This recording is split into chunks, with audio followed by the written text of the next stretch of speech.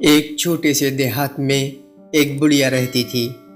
اس کے پاس 2 مٹکے تھے۔ دونوں مٹکے بانس کے ڈنڈے کے ایک ایک کنارے پہ لٹکے ہوئے تھے۔ بڑھیا بانس کو اپنی گردن کے پیچھے سے گزار کر کندھوں کے سہارے ڈنڈا پکڑا کرتی تھی۔ ایک مٹکے سے ہلکا سا چھید تھا، جبکہ دوسرا مٹکا بالکل ٹھیک تھا۔ ہر روز بڑھیا چشمے سے پانی بھر کے لاتی تھی، مگر جس مٹکے میں چھید تھا اس کا پانی گھر پہنچتے پہنچتے آدھا رہ جاتا تھا۔ 2 سال تک یہ سلسلہ جاری رہا۔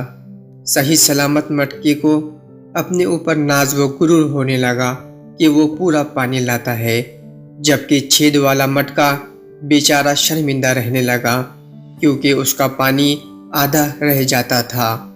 آخر چھید والے مٹکے نے ایک دن ہمت کر کے بڑھیا سے کہا کہ وہ اسے تبدیل کروا کر کوئی صحیح سلامت مٹکا لے آئے۔ چونکہ اس میں چھید ہے، اس لیے وہ پانی لانے کے قابل نہیں ہے۔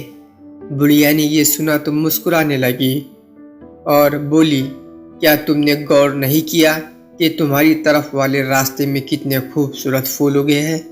مجھے معلوم تھا کہ تم میں چھید ہے، لہٰذا میں نے تمہاری طرف والے راستے میں پھولوں کے بیج ڈال دیے تھے، اور جب تم اس راستے سے گزرتے تھے تو تمہارا پانی ان پھولوں کے بیجوں پہ پڑتا رہا، اور دیکھو آج کتنے خوبصورت اور رنگ برنگی پھول صرف تمہاری وجہ سے اگ آئے ہیں، اور مجھے بھی زیادہ محنت نہیں کرنا پڑی۔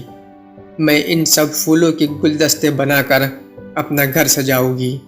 میں تمہارے بغیر یہ سب نہیں کر سکتی تھی۔